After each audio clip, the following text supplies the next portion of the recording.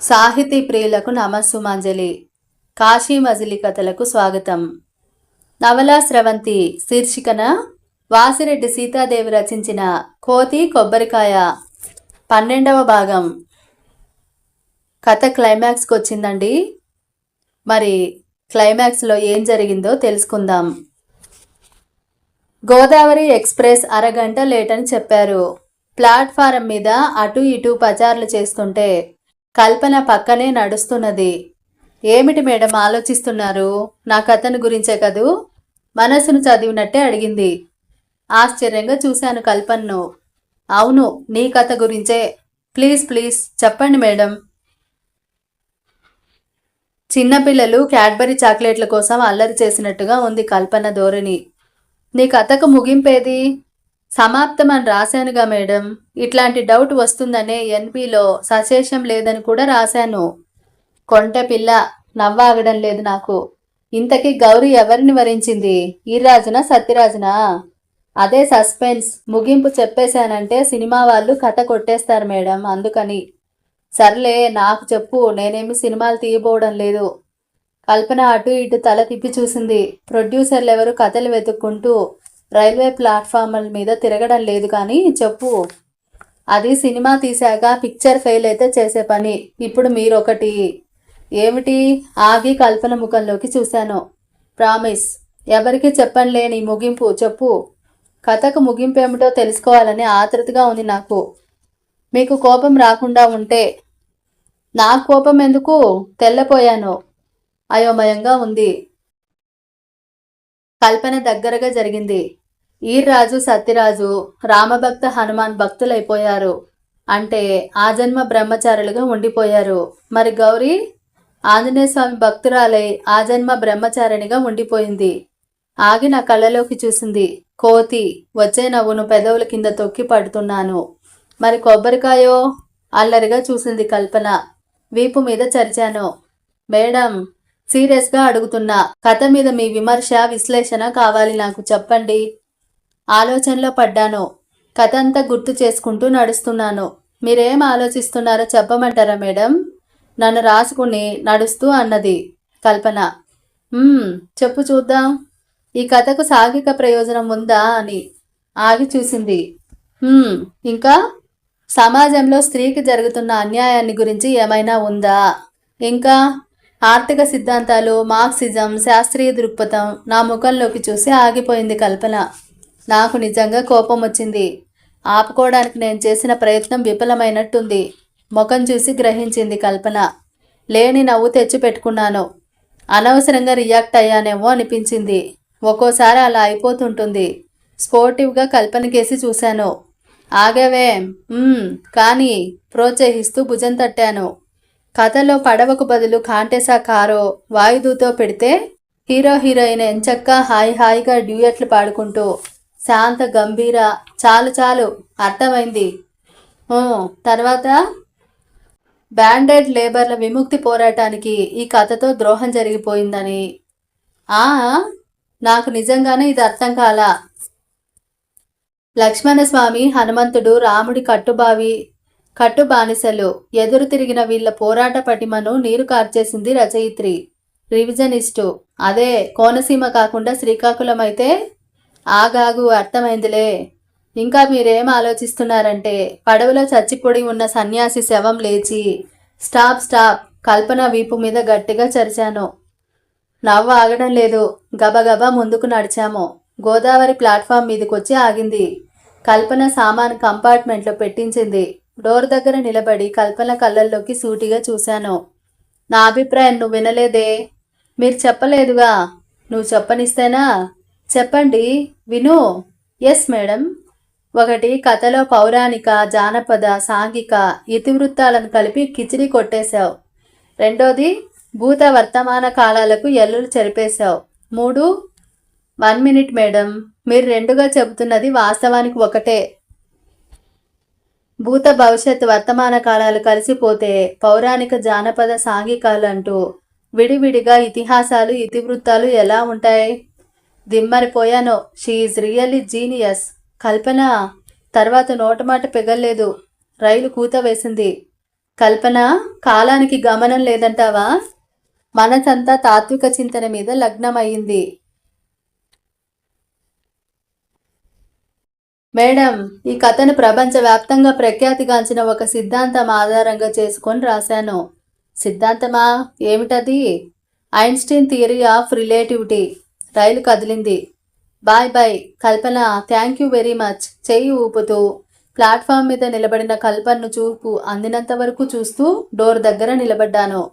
Theory of relativity, సాపేక్ష సిద్ధాంతం బుర్రలో గిరగిరా తిరిగిపోతోంది.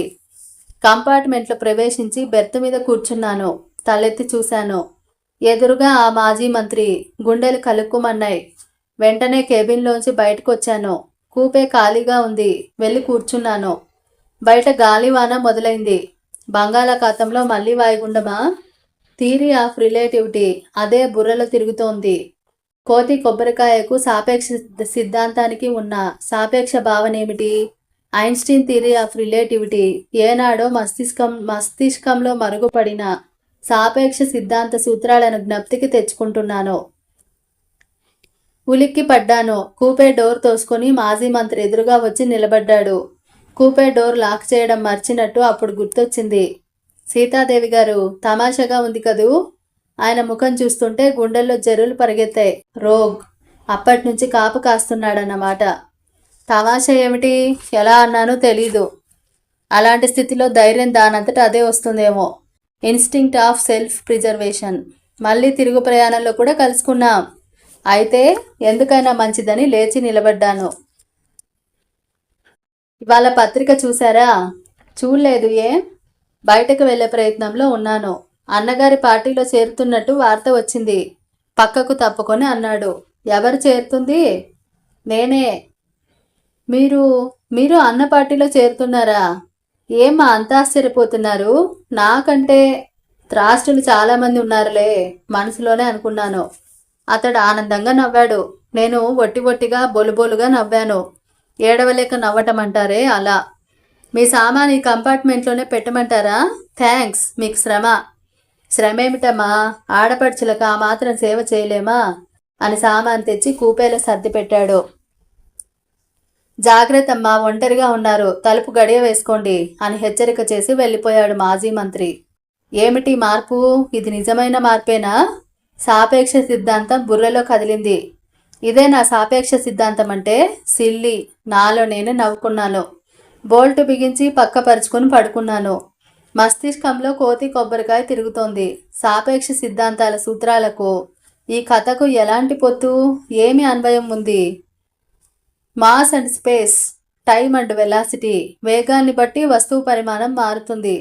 వేగం పెరిగిన కొద్దీ వస్తువు పరిమాణం పెరగాలి. ఎస్ ఎస్, క్లూ దొరికింది. కోతి వేగానికి చిహ్నం. కొబ్బరికాయ వస్తువు. కోతి చేతిలో కొబ్బరికాయ.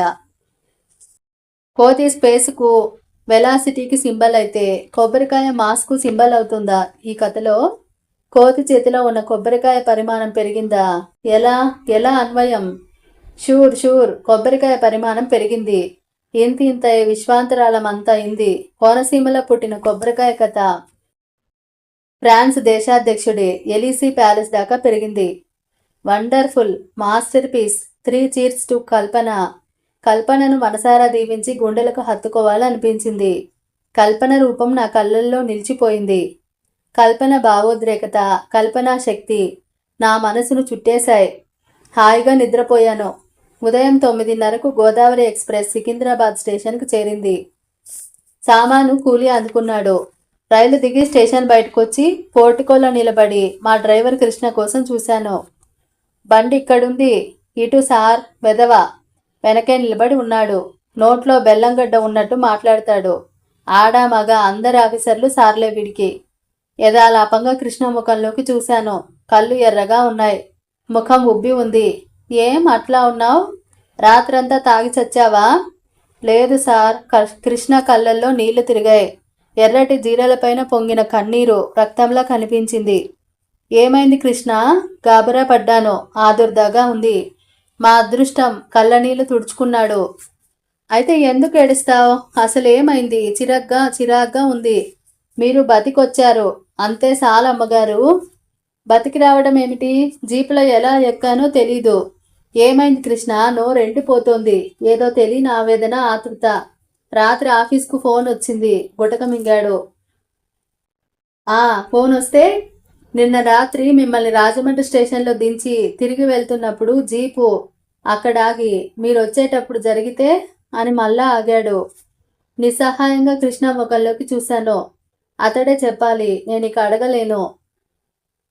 తెల్లార్లు వాచ్మెన్ యాదయ్య నేను ఏడ్చాం. 7 గంటలకు మళ్ళా ఫోన్ దొరికింది. జీప్ తిరిగి వచ్చేటప్పుడు జరిగిందని. జీప్ ఎక్కి స్టీరింగ్ పట్టుకున్నాడు. ఏం జరిగింది? నా అరుపుకు సికింద్రాబాద్ స్టేషన్ మీద గడియారం ఊడి పడాల్సిందే. పడలేదు, ఆగిపోయింది. జీప్ స్టార్ట్ అయి ఒక్క దూకు దూకింది. జీపు కాలువలో పడింది. ప్రాణాలు కదబడ్డాయి. తల మొద్దుబారిపోయింది. జీపులో కల్పన అమ్మ, డ్రైవరు, అటెండరు, హనుమంతు ఉన్నారు. డ్రైవర్ పక్కకు తిరిగి నా ముఖంలోకి చూశాడు. అటెండర్ హనుమంత్ ఈదుకొని ఒడ్డుకు చేరాడు. డ్రైవర్ లక్ష్మయ్య శవం దొరికింది. కల్పన గుండెలు చీలిపోతున్నాయి. మెదడు ముక్కలు ముక్కలు అవుతున్నట్టుగా ఉంది. తెలీదు. నా ఊపిరి ఆగిపోతోంది. ఇంకా వెతుకుతున్నారట. ఇంటికి చేరుతూనే అమలాపురం లైట్నింగ్ కాల్ బుక్ చేశాను. రిసీవర్ చేతిలో పట్టుకునే ఉన్నాను. Sorry madam, lines out of order. Receiver చేతుల్లోంచి జారిపోయింది. కల్పనతో పాటు ఆమె కోతి కొబ్బరికాయ కథ. ఓ హనుమాన్. రాజమండ్రి స్టేషన్లో ప్లాట్ఫామ్ మీద నిలబడి వీడ్కోలు ఇస్తున్న కల్పన ఇంకా నా కళ్ళలో. ఓ భగవాన్, దుఃఖం పొంగు పొర్లుకొస్తోంది గోదావరి పొంగుల. 765883 అండి. Yes please. అమలాపురం నుండి ట్రంకాల్ మాట్లాడండి. ఆపరేటర్ లైన్ ఇచ్చింది. Hello, good evening madam. ఎవరు? ఆనందంతో గొంతు పూడిపోయింది. నేను కల్పన్ను. క్షేమంగా చేరారా? నా క్షేమం సరే. జీపు కాలువలో పడింది. డ్రైవర్కు రేచీకటని మీకు చెప్పానేమో. ఎదురుగా లారీ వస్తుంటే బాగా పక్కకు తిప్పాడు. డ్రైవర్ వైపు పట్టంతో నేను బతికి బయటపడ్డాను మేడం. కాలువలో కొంత దూరం వాలుకు కొట్టుకుపోయాను. లక్కీ, కాలువలో వెళ్తున్న కొబ్బరికాయల పడవ వాళ్ళు నన్ను సేవ్ చేశారు. హనుమంతు వాళ్ళు నా బాడీ కోసం. ఏమిటా మాటలు? అదే మేడం, నా కోసం జీపు పడిన చోట వెతికారట. శవం కనిపించకపోవడంతో మనిషే గల్లంత అనుకున్నారు. Thank God. కొబ్బరికాయల పడవ. ఫోన్లో కల్పన నవ్వు వినిపించి నాకు నవ్వొచ్చింది. ఇంతకీ నీ కోతి కొబ్బరికాయ స్క్రిప్ట్ ఏమైంది? కాలువలో కొట్టుకుపోయిందా? నోనో, పర్సులో పెట్టానుగా. పర్సు భుజానికే ఉంది. అయితే మేడం, పర్సులోకి నీళ్లు పోయి కాగితాలు తడిసినాయి. ఎండబెట్టి చూశానుగా. ఒక్కొక్కటి అక్షరం తాటికాయంతా కాదు, కొబ్బరికాయంతా అయిపోయినాయి. సరే గాని ఇది విను. రాత్రంతా ఆలోచించాను. నీ కథకు ఐన్స్టీన్ థియరీ ఆఫ్ రిలేటివిటీకి ఉన్న పొంతనేమిటో నాకు బోధపడలేదు. కల్పన పకపక నవ్వడం స్పష్టంగా వినిపించింది. నా బొంద, ఐన్స్టీన్ థియరీకి నా కథకు సంబంధం ఏమిటి? ఉంటే బోడిగుండుకు మోకాలుకున్న సంబంధం లాంటిదే. నాకు ఒళ్ళు మండిపోయింది. మరెందుకు అలా చెప్పావు? రాత్రంతా ఏదేదో ఊహించుకుంటూ బుర్రంతా చెడగొట్టుకున్నాను. ఇప్పుడు కొత్త టెక్నిక్ అదే కదా. రచయిత్రులు అందరూ కాదనుకోండి, చాలామంది సిలికాన్ టెక్నాలజీ అడ్డం పెట్టుకుని తలా తోకా లేని కథలు రాసి అదంతా ఓ పెద్ద టెక్నిక్, సైన్సు అంటున్నారుగా మేడం. అందుకని కొండకి గాలం వేసినట్టు ఐన్స్టీన్ థియరీ ఆఫ్ రిలేటివిటీయే నా కథకు మూలమని కోసేశాను. క్షమించాలి గురు. మేడం, నేను ఆర్ట్ స్టూడెంట్ను. నాకు అసలు ఐన్స్టీన్ థియరీ కాదు కదా, టీవీ స్క్రీన్ మీద బొమ్మ ఎలా పడుతుందో కూడా తెలియదు మేడం. సరే కానీ నీకో గుడ్ న్యూస్. చెప్పండి మేడం. కల్పన కంఠం ఆశగా పలికింది. ఇక్కడో సినిమా ప్రొడ్యూసర్కు నీ కొబ్బరికాయ కథ చెప్పాను. సినిమా రైట్స్ కావాలంటున్నాడు. ఇస్తావా? ఇస్తా మేడం, ఇస్తాను. ఆ గొంతులో ఎంతో సంతోషమో. పొదవి నొక్కి పట్టుకొని, అయితే ఒక కండిషన్ పెడుతున్నాను అన్నాను. ఏమిటి మేడం అది? ఏం కండిషన్? నీ కథలో కోతిలా చేసే కోతి దొరకడం కష్టం అంటున్నాడు. అందుకని వస్తున్న నవ్వును బిగబట్టుకున్నాను. అందుకని దీర్ఘం తీసింది కల్పన. నువ్వు ఆ వేషం వేస్తే నీ కథ సినిమా తీస్తానంటున్నాడు. మౌత్ పీస్కు చెయ్యి అడ్డం పెట్టుకుని విరగబడి నవ్వుతూ వింటున్నా. మాట పలుకు లేదు. కొద్ది క్షణాల పాటు నిశ్శబ్దం. అమ్మాయి గారికి తిక్క వదిలిపోయింది. లేకపోతే నన్ను ఆటలు పట్టిస్తుందా బోడి. మేడం, ఒప్పుకుంటున్నా. అయితే ఒక్క కండిషన్. ఏమిటో చెప్పు. ఖుషిగా అన్నాను. ఆ ప్రొడ్యూసర్ కొబ్బరికాయ వేషం వేయాలి. 6 minutes ఓవర్. టెలిఫోన్ గర్ల్ గొంతు వినిపించింది. లైన్ కట్ అయింది. కథ సమాప్తం. ఈరోజుతో ఈ నవల పూర్తయిందండి. వచ్చే వారం మళ్ళీ ఇంకో మంచి నవలతో మళ్ళీ మిమ్మల్ని కలుసుకుంటాను. మీకు గనక ఈ నవల నచ్చినట్టయితే తప్పకుండా లైక్ చేయండి, షేర్ చేయండి, సబ్స్క్రైబ్ చేసుకోండి. మీ విలువైన అభిప్రాయాలను కామెంట్ రూపంలో తెలపండి. అంతవరకు సెలవు తీసుకుంటూ మీ కల్పన బండారు.